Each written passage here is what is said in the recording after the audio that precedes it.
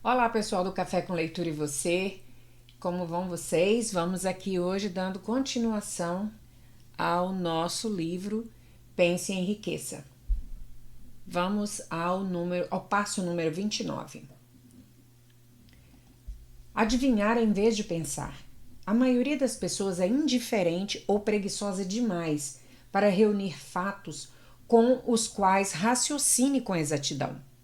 Preferem agir baseadas em opiniões, criadas por adivinhação ou julgamentos instantâneos. Número 30. Falta de capital. Essa é uma causa comum de fracasso entre os que começam em negócios pela primeira vez, sem reserva suficiente de capital para absorver o choque de seus erros e aguentá-los até que estabeleçam sua reputação. Passo número 31. Outras causas de fracasso. Inclua aqui qualquer outra causa principal de um fracasso que você tenha sofrido e que não tenha sido incluída na presente lista. Nessas 31 causas principais de fracasso, encontra-se a descrição da tragédia da vida que acontece a praticamente todos os que tentam e falham. Será de grande utilidade se você puder pedir a alguém que o conheça bem para percorrer essa lista com você, ajudando a se analisar através das 31 causas do fracasso. Será benéfico se o tentar sozinho. A maioria das pessoas não pode se ver como outros a veem. Você pode ser uma delas. Como é que você se anuncia? O mais antigo dos conselhos é: homem, conhece-te a ti mesmo. Se você quiser negociar mercadorias com sucesso, deve conhecer a essas mercadorias. O mesmo se aplica à negociação de serviços pessoais. Você deve conhecer todas as suas fraquezas pessoais para que possa superá-las ou eliminá-las completamente.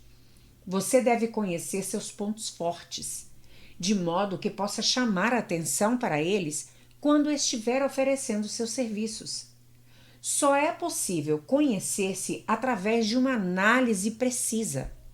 A loucura da ignorância em relação a si mesmo foi exibida por um jovem que solicitou um cargo ao gerente de afamada companhia, causando ótima impressão, até que o gerente lhe perguntou que salário ele esperava. Respondeu que não tinha soma fixa em mente, falta de objetivo definido. O gerente então replicou: pagar-lhe-emos o que vale, depois de uma semana de experiência. Não aceitarei isso, disse o solicitante, porque estou ganhando mais do que isso, onde estou empregado atualmente.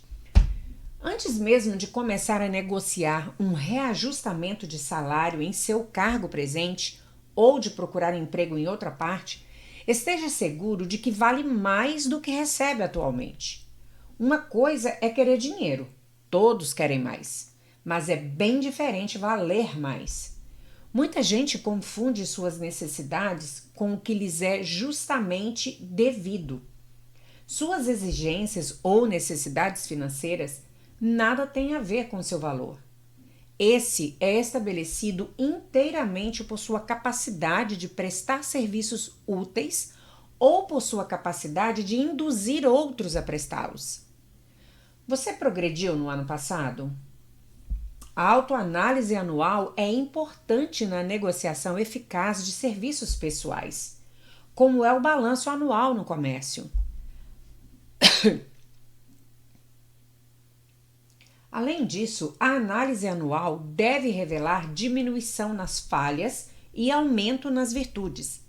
Na vida, vai-se para adiante, fica-se parado ou se retrocede.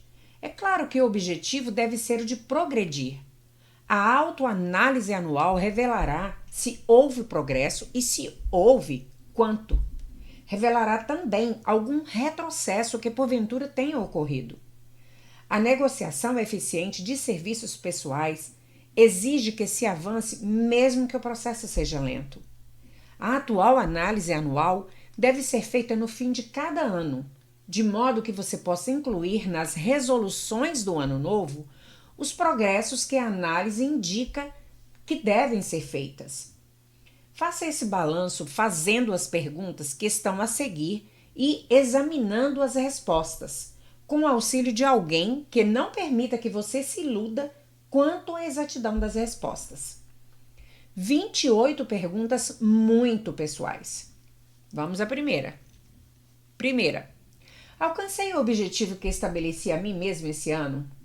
Você deve ter um objetivo anual definido, a ser atingido como parte do seu objetivo principal da sua vida. Número 2. Prestei serviço da melhor qualidade de que fui capaz ou poderia ter melhorado uma parte desse serviço? Número 3. Prestei a maior quantidade de serviço de que fui capaz? Número 4. O espírito de minha conduta foi harmonioso e cooperativo o tempo todo? 5. Permiti ao hábito da procrastinação que diminuísse minha eficiência e, se assim, até que ponto? 6. Melhorei minha personalidade e, se assim, de que maneira? 7. Fui persistente em seguir meus planos até completá-los? 8. Tomei decisões com rapidez e de caráter definido em todas as ocasiões? 9. Permiti que um ou mais dos 6 temores básicos diminuísse minha eficiência? 10. Fui cauteloso demais ou cauteloso de menos? 11. Minhas relações com os companheiros de trabalho foram agradáveis ou desagradáveis? Se foram desagradáveis, a falta foi minha em parte ou inteiramente? 12. Dissipei alguma energia por falta de concentração de esforço? 13. Fui compreensivo e tolerante em relação a todos os assuntos? 14. De que maneira melhorei minha capacidade de prestar serviços? 15. Fui intemperado em alguns de meus hábitos? 16. Expressei aberta ou secretamente qualquer forma de egoísmo? 17. Minha conduta para os companheiros levou-os a respeitar-me? 18. Minhas opiniões e decisões se basearam em adivinhações ou na exatidão de análise e raciocínio? 19. Segui o hábito de fazer um orçamento de meu tempo, despesas e rendas? E segui rigorosamente esses orçamentos? 20. Quanto tempo dediquei a esforços inúteis que poderia ter aproveitado melhor? 21. Como reorganizar meu tempo e mudar os hábitos de modo a tornar-me mais eficiente durante o ano que vem? 22. Sou culpado de alguma conduta não aprovada por minha consciência? 23. De que maneira prestei mais e melhor serviço do que me pagaram para prestar? 24.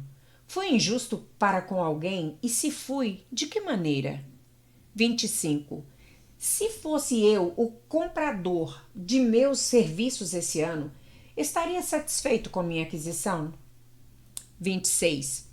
Estou seguindo a vocação certa e, se não, por que razão? 27. O comprador de meus serviços ficou satisfeito com eles e, se não, por que razão? 28. Qual a minha média atual nos princípios fundamentais do sucesso? Tire essa média com justiça e franqueza, fazendo-a verificar por alguém que com coragem suficiente para executá-la com exatidão. Tenho lido e assimilado os dados desse capítulo. Você está agora pronto a criar um plano prático para negociar seus serviços pessoais. Nesse capítulo, encontrará a descrição adequada de cada princípio essencial no planejamento da venda de seus serviços pessoais, incluindo os atributos principais da liderança, as causas mais comuns de fracasso na liderança, descrição dos campos de oportunidade para a liderança, causas principais do fracasso em todas as fases da vida e as perguntas importantes que deverão ser usadas na autoanálise. Essa apresentação pormenorizada e exata de dados Foi incluída porque será necessária a todos que precisam começar a acumular riquezas negociando seus serviços pessoais. Aqueles que perderam uma fortuna e os que estão começando a ganhar dinheiro nada têm a oferecer senão serviços pessoais em troca de riquezas. Por isso, é essencial que disponham dos dados práticos necessários à negociação de serviços para melhor proveito. A assimilação e compreensão completas dos dados aqui apresentados serão úteis na negociação de serviços e ajudará também a pessoa a ser mais capaz de análise e capaz de julgar os outros. Os dados serão inestimáveis a diretores de pessoal, gerentes de emprego e outros dirigentes, encarregados da seleção de empregados e da manutenção de organizações eficientes. Se você duvidar dessa afirmação, experimente sua eficácia respondendo por escrito as 28 perguntas de autoanálise. Suas vastas oportunidades de acumular riquezas, agora que analisamos os princípios pelos quais se podem acumular riquezas, perguntaremos naturalmente: onde encontrar oportunidades favoráveis para aplicar esses princípios? Muito bem. Façamos um balanço e vejamos o que os Estados Unidos oferecem à pessoa que procura grandes ou pequenas riquezas. Para começar, lembremos-nos todos nós de que vivemos num país em que todo cidadão cumpridor da lei goza de liberdade de pensamento e liberdade de ação, sem paralelo no mundo interior. Sem paralelo no mundo inteiro, me desculpa. Muitos de nós jamais fizemos um balanço das vantagens dessa liberdade. Jamais comparamos essa liberdade ilimitada com a liberdade reduzida de outros países.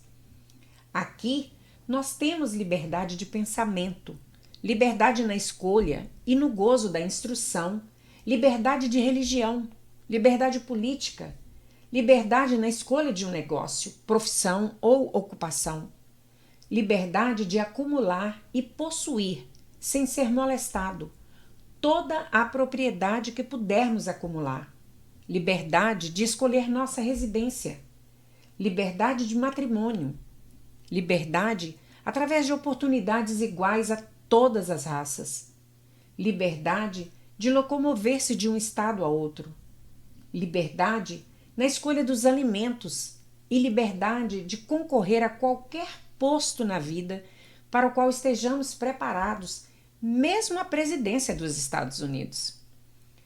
Todas temos outras formas de liberdade, mas essa lista dará uma visão geral das mais importantes, que constituem oportunidades do mais elevado grau. Essa vantagem de liberdade é tanto mais visível quanto os Estados Unidos são o único país que garante a cada cidadão nativo ou naturalizado uma lista de liberdades tão amplas e variadas. Em seguida, recapitulemos algumas bênçãos que a nossa liberdade tão difundida colocou ao alcance de nossas mãos. Tomemos como exemplo a família americana média, isto é, a família de renda média, e somemos os benefícios de que dispõe cada membro da família. Nessa terra de oportunidades e de muitas oportunidades. Depois da liberdade de pensamento e ação, vem alimentação, vestuário e abrigo, as 3 necessidades básicas da vida. Alimentação.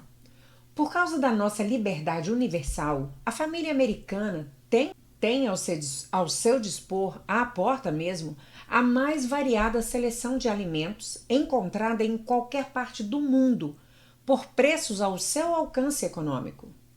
Vestuário.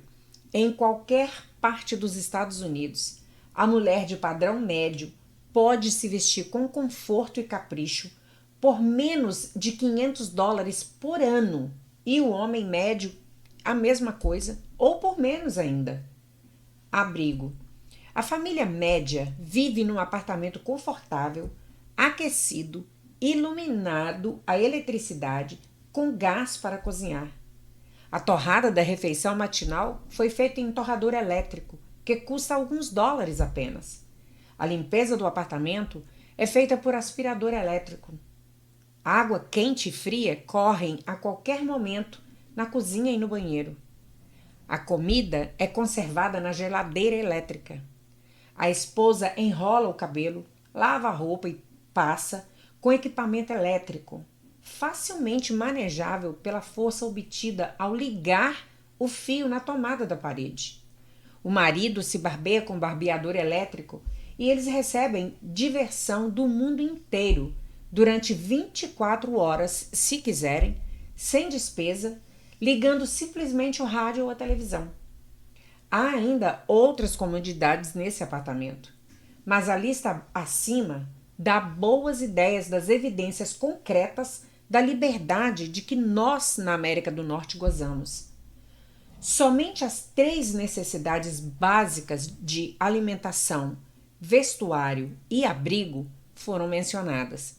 O cidadão americano médio tem outros privilégios e vantagens disponíveis em troca de esforço modesto, não excedendo 8 horas diárias de trabalho. O americano médio tem direitos de propriedade assegurados de uma maneira que não se encontra em nenhum outro país do mundo. Ele pode colocar o dinheiro excedente no banco, com a certeza de que seu governo o protegerá e o reembolsará se o banco falir. Se o cidadão americano quiser viajar de um estado a outro, não precisa de passaporte nem da permissão de ninguém. Pode ir quando bem entender e voltar quando tiver vontade. Pode também viajar de trem, automóvel particular, ônibus, avião ou navio, conforme sua renda permitir.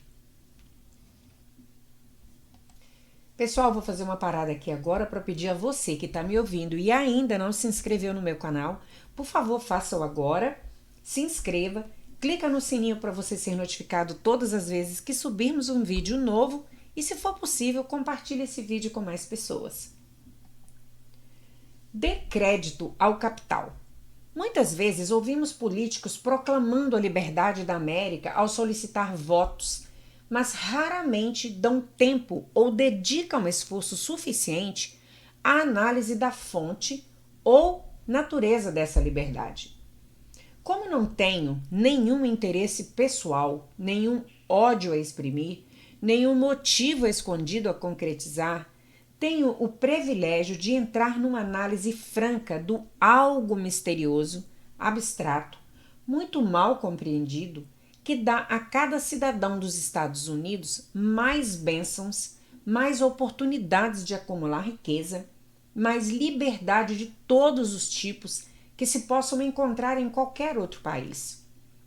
Tenho o direito de analisar a fonte e a natureza desse poder invisível, porque conheci e conheço há mais de meio século vários homens que organizaram esse poder e vários responsáveis por sua manutenção. O nome desse misterioso benfeitor da humanidade é capital. O capital não consiste apenas de dinheiro, mas mais especialmente de grupos de homens altamente organizados e inteligentes que planejam meios e modos de usar dinheiro com eficácia para o bem do público e para lucro próprio.